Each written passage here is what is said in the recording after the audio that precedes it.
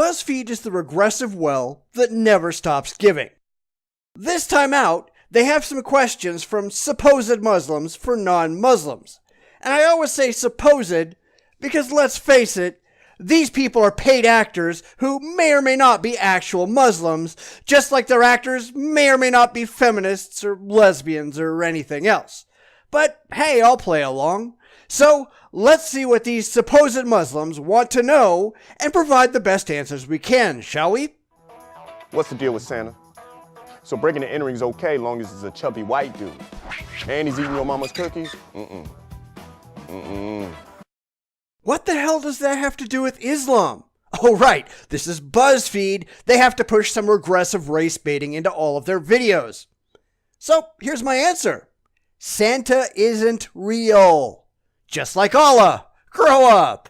When are you going to stop asking me if I pray 5 times a day? That's so mean, because I don't. I feel guilty. Then you're violating your own religious beliefs, which is no one's fault but your own. But you'd rather get upset at other people for pointing it out rather than just fixing it. Or are you just admitting that Islam is idiotic and you're renting a clue? Why must you put bacon in everything? Because bacon tastes good. Why must you follow an idiotic religion that doesn't let you enjoy life? Bacon-infused donuts? Come on now. And nobody says you have to order them. But that's something I see from the religious all the time. Your crazy beliefs tell you not to do something, so you insist that nobody can do them so that you don't feel so bad. Maybe you just need better beliefs. Is this water safe to drink? There's bacon in this water, huh? Crazy, delusional, and paranoid. That's a great combination. Do you really think women wearing a hijab don't have hair underneath? Do you think that when you see someone with a beanie, a hat, a hoodie? Okay, I've never heard that one. And it kind of reminds me of something I heard from a friend's mother who used to believe that the reason the Pope wore a mitre was to cover his horns.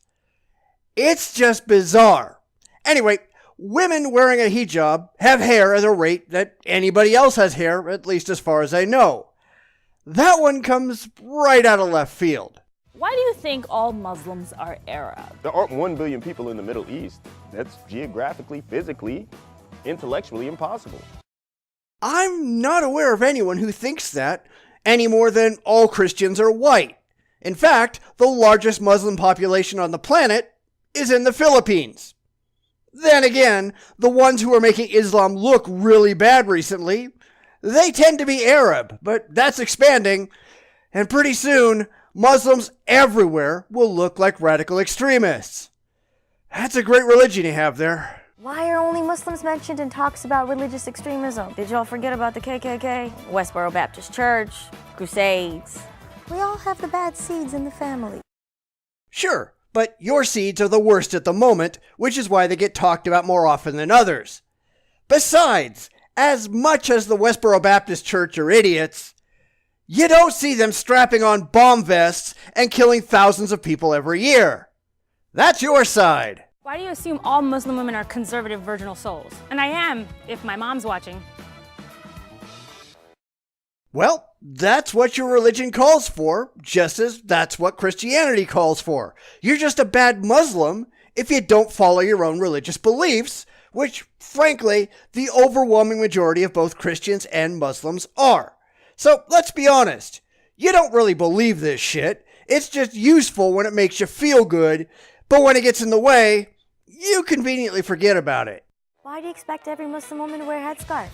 Does every Catholic woman dress like a nun? Does every Jewish man wear a yarmulke? Does every Shrek wear a tunic?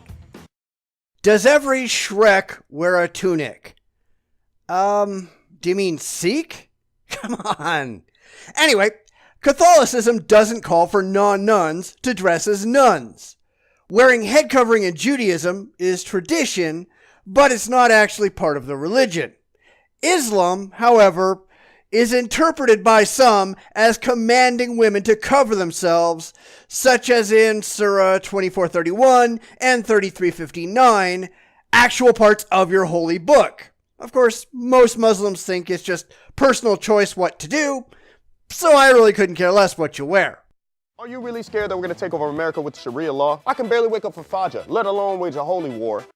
Whether you're a lazy Muslim or not, it is the stated goal of many Islamic groups to take over not only America, but the entire planet and to impose Sharia law on every single human alive. I'm not particularly worried that they'll succeed, but it is something that needs to be opposed by every single American, yourself included. However, based on a recent survey, 51% of American Muslims support Sharia law, and only 39% voted that American Muslims should be held accountable to the secular legal system. This is a problem. You really think I want to donate 2.5% of my income to charity? Nah, that's hella McChickens. So you don't actually want to follow the religion that you profess to follow. You're what I'd call a Mino, Muslim in name only. But don't worry, that's what a lot of theists do. They pick and choose what they feel like believing and what they're just going to conveniently ignore. And that's one reason why religion is so hard to take seriously. What is the secret ingredient in church's chicken? It's so good. It's bacon! How can I hang out with the new pope? Because he is dope. Convert to Catholicism? Why not? You're not taking your own religion seriously. You know, it's really pretty silly when you think about it, but this is what a lot of regressives actually think. And BuzzFeed is the home to all things regressive. And that's why it's such a pathetic joke, watched by those who care more about feels than reals. Every one of these question videos that they produce proves that conclusively. None of these people care about the reality of their beliefs. They only care about the emotional impact of the things that they believe. And that's why they're laughable and why I'll never run out of material. As comforting as that might be, it really is sad.